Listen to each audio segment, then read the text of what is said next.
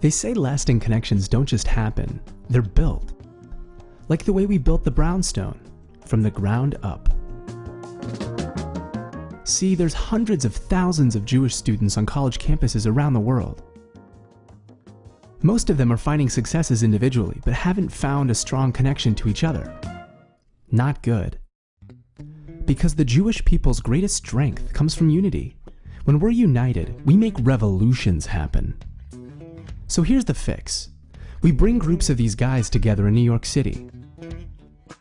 Not in some stuffy hotel, or camped out in the rec room of the Y, but to this really cool brownstone in the East Village, with 6 floors, a roof deck, a pool table, people from all different backgrounds, nationally and internationally. Great people like Sherry, who just finished up at USC in publishing. Jared, who's studying biotech at Penn. Jonathan and Daniel from Michigan, who are convinced they can change the world with green technology.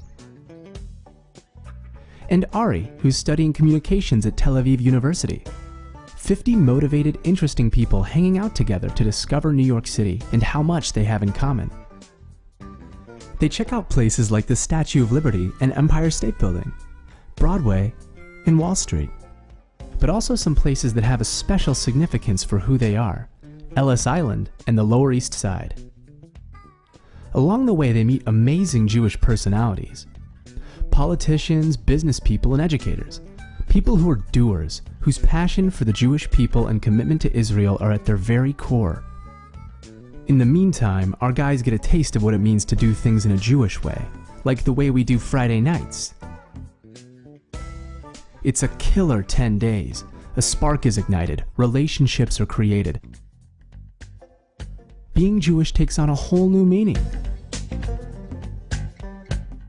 And then they all go home. End of story, right? Actually, no. That's where the whole thing takes off, because Jared goes back to Penn really jazzed about everything he's learned and everybody he's met. He connects with other Jews on campus. Out on the coast, Sherry joins a rally for Israel for the first time in her life, and starts telling her friends that it's Israel that stands for human rights in the Middle East, not the other way around. And Jonathan and Daniel decide to make a Shabbat club in their dorm where everybody pools together to make this really great meal, and they sing and eat and basically have a great time being Jewish. And here's the kicker. Those 2 guys from Ann Arbor? They're still in touch with the guy from Penn, and he's actually met this Jewish woman who's best friends with Sherry from USC that was on his Brownstone trip. And Sherry, well, she landed this summer internship in New York with the publishing company run by the speaker we had on Thursday night, and they all have an open invitation to visit Ari when they're in Israel, and, well, you get the picture. Meanwhile, back at the Brownstone, the next week we play host to a group of young Jewish professionals who are about to start networking with people they couldn't have imagined they'd ever meet. They're leaping ahead in their careers and doing all kinds of cool stuff. And it's all with a firm grounding in who they really are. And after that, the Brownstone hosts young Russian-speaking Jews from all over the city who are learning about being Jewish in America and bonding with their own community.